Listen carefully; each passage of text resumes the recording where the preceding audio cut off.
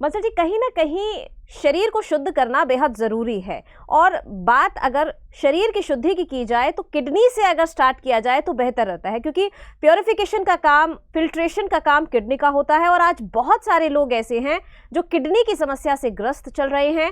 Problems इतनी ज़्यादा बढ़ जाती है कि डायलिसिस की नौबत आ जाती है। पहले महीने में 1 बार डायलिसिस होता था, फिर हफ्ते में 2 बार 3 बार, प्रॉब्लम्स बढ़ती जाती हैं। देखो क्या है, किडनी का जो मामला होता है वो बड़ा गंभीर होता है। आदमी जब तक सोचता है जब तक तो बीमारी बहुत ज़्यादा बढ़ जाती है, क्योंकि इसका कार्य है आपके यूरिन मतलब जितना भी है जो टॉक्सिन है वो बाहर निकाल देना। जब ये निकालना ये छलनी की तरह होता है, जब छलनी एक तरह से वो रुक जाती है तो बात खराब हो जाती है। आदमी समझ ही नहीं पाता। जैसे घर की चाय है, चाय आप डालो छलनी में से निकलती रहेगी, लेकिन कई बार वो छलनी नीचे से जम जाती है। जब जम जाती है तो आप देखोगे चाय डालोगे तो चाय ऊपर से फ्लो करने लग जाती है, मतलब चाय निकलना बंद कर देगी।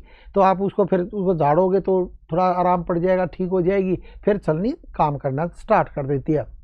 क्या होता है फिर कई बार छलनी क्या होता है उसमें से 1-2 वो बीच से टूट जाती है, तो जो चाय भी है वो अंदर निकलने लग जाती है, कप में आने लग जाती है। वो कब होता है, जब वो छलनी मतलब एक आधे वहाँ से टूट जाए। ऐसे ही दोस्तों हमारी किडनी है, इसका काम है फिल्टर करना।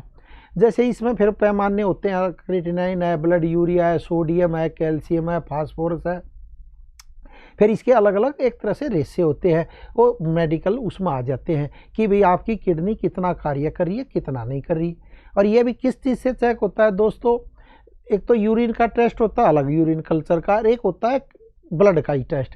ब्लड के टेस्ट में ब्लड में ही आपके क्रिएटिनिन कितना है, ब्लड यूरिया कितना है, इसमें कैल्शियम की मात्रा कितनी है, इसमें सोडियम कितना है, फास्फोरस कितना है, वो आ जाता है।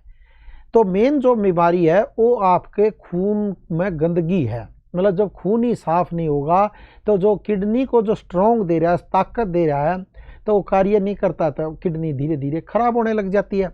समझो बात ने, बात वही है, नसों की रुकावट है। जो हार्ट से जो खून साफ होकर जाता है जब किडनी तक पहुंचता है तो उसमें क्रिएटिनिन बढ़ा हुआ होता है, ब्लड यूरिया बढ़ा होता है, सोडियम भी बढ़ा होता है, कैल्शियम की मात्रा कम होती है। तो वो फिर धीरे धीरे किडनी का मतलब पैमाना ये पता चल जाता है ये किडनी खराब करेगा। बस मेन है दोस्तों आपने उसको सही तरीके से साफ कर देना। मेन है अपनी नसों का खोलने का काम और उसको साफ करने का। खोलने का मतलब ये नहीं खाली नसों को खोल लें, उसमें जो क्रिएटिनिन का लेवल है, जो ब्लड यूरिया है, वो भी एकदम एक्यूरेट होना चाहिए, बैलेंस में होना चाहिए। ना वो कम होना चाहिए ना फालतू होना चाहिए। अगर कम हो गया तो भी नुकसान है, फालतू हो गया तो भी नुकसान है। तो जब आदमी क्या करता है, एलोपैथी पे विश्वास करता है। देखो एलोपैथी इलाज तो बहुत अच्छा है, लेकिन कुछ टाइम के लिए अच्छा है। जब वो ज़्यादा हो जाए तो फिर, क्योंकि उनके पास होता है डायलिसिस का ही नियम, वो उनके पास तो डायलिसिस है, वो भाई खून आपका चेंज हो जाएगा, भाई बात ख़त्म। और उसमें कितने घंटे लगते हैं, पूरे 4 घंटे लग जाते हैं। मतलब 4 घंटे तक आदमी लेटा रहता है, वो ब्लड मतलब चेंज होता रहता है, आने और जाने में 1 घंटा, यानी 1 दिन आपका पूरा ख़त्म हो जाता है। फिर शरीर किडनी इतनी और हो जाती है, जैसे हफ्ते में 1 बार होता है तो फिर 2 बार आ जाएगा, फिर 3 बार आ जाएगा। धीरे धीरे ये स्थिति इतनी गंभीर हो जाती है, आदमी फिर हॉस्पिटल पे ही डिपेंड रह जाता है। मतलब उसका जो घर है वो हॉस्पिटल ही होकर रह जाता है। और पैसे भी बहुत लगते हैं। चलो घर में तो पैसे खर्च ना हो, वहाँ तो पैसे लेंगे आपको लेटने के 4 घंटे के, और कितने पैसे लग जाते हैं, कहीं 3000 का रेट है, कहीं 4000 का रेट है। तो आदमी और गरीब से गरीब होता रहता है। और एक दिन ऐसी नौबत आ जाती है अपना मकान तक आदमी को बेचना पड़ता है, क्योंकि जिसको 1 साल या 6 महीने डायलिसिस कराते हो जाते हैं तो फिर एकदम स्थिति इतनी गंभीर आती है कि उसका एक इंजेक्शन लगता है 6-7 महीने में, वो कमजोरी आ जाती है।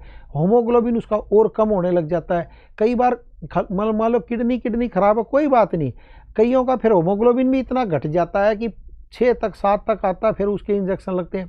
तो दोस्तों अगर आपके किडनी में कोई भी अगर खराबी आ गई है, कोई भी किसी तरह खराबी है, मैं तो कह रहा हूँ एलोपैथी के साथ साथ आयुर्वेदिक डॉक्टर से ज़रूर सलाह लें, क्योंकि अब आयुर्वेद में भी बहुत अच्छी रिसर्च हुई है जो किडनी को फिल्टर करने में, साफ करने में बहुत अच्छा काम करती है। तो आयुर्वेद का भी ज़रूर सहारा लें, इसमें योग और प्राकृतिक चिकित्सा का भी सहारा लें।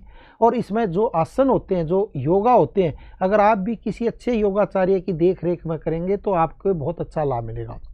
अब आपने करना क्या है, अगर आपकी किडनी मान लो ख़राब होती जा रही है, क्रिएटिनिन आपका बढ़ता जा रहा है, ब्लड यूरिया आपका बढ़ता जा रहा है, क्योंकि ये किस कारण से बढ़ता है, एक तो बीपी की जिनको शिकायत रहती है, अगर आपने बीपी की दवाई बंद कर दी तो भी किडनी ख़राब होने लग जाएगी। अगर आपकी डायबिटीज़ बहुत ज़्यादा है वो शरीर में बनी रहती है, कई बार आप डायबिटीज़ की दवाई छोड़ देते हो तो भी किडनी ख़राब होने लग जाएगी। या कई बार डायबिटीज़ में क्या होता है, इंसुलिन आप लगाने लग गए, कई बार इंसुलिन की मात्रा कम या ज़्यादा होने के कारण भी किडनी पे इफेक्ट आ जाता है, फिर डायलिसिस पर नौबत आ जाती है।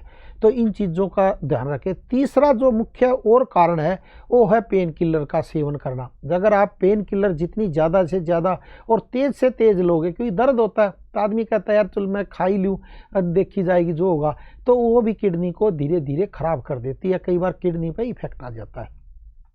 अगर लंबे टाइम से अगर आप इनमें से कोई सी भी चीज़ से गुजर रहे हैं, अगर आपने कई बार बीच में छोड़ दी तो कभी आपको पता नहीं चलेगा किडनी में ख़राब आ गया, वो धीरे धीरे ख़राब होती चली जाएगी। तो उसमें मैं यही कहता हूँ, अगर आपको कोई हल्की सी भी बीमारी है, एक तो KFT ज़रूर कराएं, मतलब 6 महीने में वह KFT का रिजल्ट दे, क्योंकि किडनी की बीमारी फिर डायबिटीज़ से भी ज़्यादा बड़ी हो जाती है, क्योंकि आदमी डायलिसिस पर चला जाता है। अब हमारे पास बहुत पेशेंट आते हैं, हम कहते हैं हम हर एक को ठीक कर देंगे, ऐसा बिल्कुल भी नहीं है दोस्तों, क्योंकि कंडीशन किसी किसी की बहुत ज़्यादा ख़राब होती है। मान लो किसी का 11 क्रिएटिनिन हो तो हम कैसे एकदम में ठीक करेंगे, हमारे से नहीं हो पाएगा दोस्तों, क्योंकि आयुर्वेद की भी अपनी लिमिट है, योग और प्राकृतिक चिकित्सा के भी अपनी अपनी लिमिट है, हर चीज़ एक लिमिट में है। अगर आपका बहुत ही ज़्यादा बढ़ गया, बीमारी ज़्यादा भयंकर होगी तो क्या करें, फिर तो डायलिसिस ही होना है, फिर उसका कोई उपचार नहीं होता। लेकिन एक बार आप डायलिसिस करा लो, फिर योग की भी और प्राकृतिक चिकित्सा आयुर्वेद का कहना मानोगे तो बहुत अच्छा इफेक्ट आएगा।